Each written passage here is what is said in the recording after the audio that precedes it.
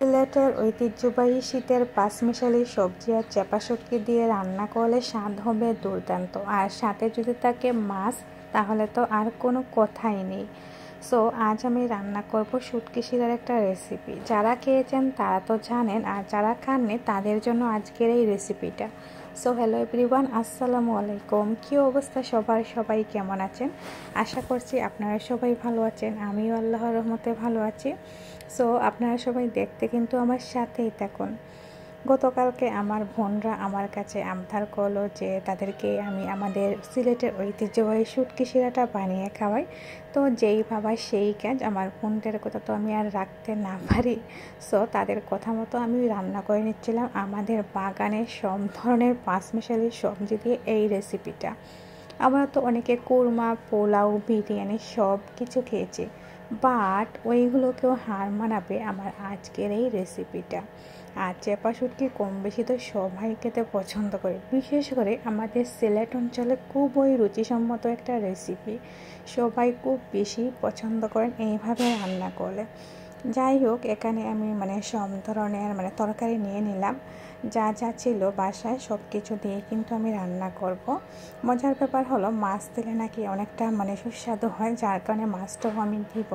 তো এখানে যা যা মশলাপাতি লাগে আর কাঁচামরিচের একটু বেশি দিব। আর আমি কিন্তু গাছ ঝাল ঝাল করে রান্না করে নিচ্ছিলাম, আর ঝাল ঝাল না হলে তো হবে না। কারণ হচ্ছে গিয়ে শুটকি শিরাতে জাল না হলে একদম কিন্তু মানায় না। আর আমাদের পরিবারের সবাই তো অনেক জাল খেতে পছন্দ করে, বিশেষ করে হচ্ছে গিয়ে যে কোনো ধরনের শুটকির আইটেমে।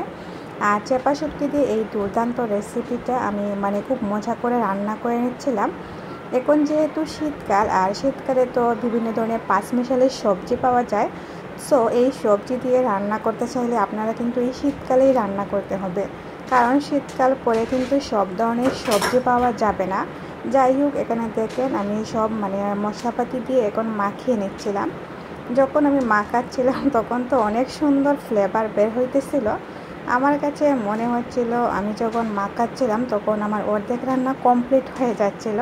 আমার খুব বেশি ভালো লাগতেছিল আজকের এই রেসিপিটা রান্না করে। আর বিভিন্ন ধরনের সবজি দিয়ে রান্না করলে আলাদা একটা টেস্টও লাগে, খেতেও কিন্তু অনেক বেশি স্বাদ হয়। যাই হোক, আমার মাখামাখির পর্বটা শেষ হয়ে যাচ্ছে। এখন কিন্তু আমি বসিয়ে দিব চুলায়। তো চুলাতে আমি বসিয়ে দিলাম, লো আঁচে রেখে দিলাম, কারণ লো আঁচে এই রান্না করতে হবে এই সুস্বাদু রেসিপিটা। সো এখন আমি বসিয়ে দিলাম, আর বসানোর পর দেখেন কালারটা অনেক সুন্দর হয়েছিল না? আর দুপুরের জন্য এই রেসিপিটা না অনেকটাই বেস্ট। আমি তো অনেক ধরনের খাবার রান্না করেছি, বিশেষ করে যে কোনো ধরনের খাবার আইটেমের ক্ষেত্রে কিন্তু শুটকির শিরাটাই আমরা প্রাধান্য দিই বেশি। বিশেষ করে আমাদের অঞ্চলে তো অনেক বেশি জনপ্রিয় এই চেপা শুটকির ঝোলটা। যাই হোক, এখন দেখেন একটু কষানো হয়ে যাচ্ছে, আর কষাচ্ছিলাম আর অনেক বেশি না ফ্লেভার বের হইতেছিল। আর এইভাবে কষানো হয়ে গেলে কিন্তু আমি মাছটাও দিয়ে দিব, আর সাথে কিন্তু চেপা শুটকির ঝোলটাও দিয়ে দিব।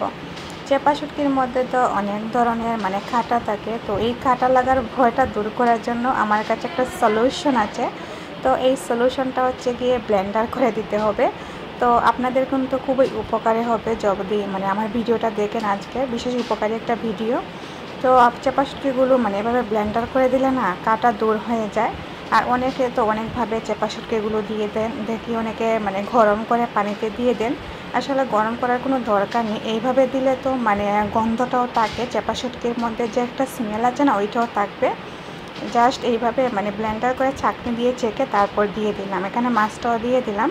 তো মাছ আর চেপা শুটকি দেওয়ার পর একটু ঝুলও দিয়ে দিলাম, আর ঝুলের পরিমাণটা আমি একটু অল্পই দিলাম, আর মাখা মাখা করে যেহেতু রান্না করব।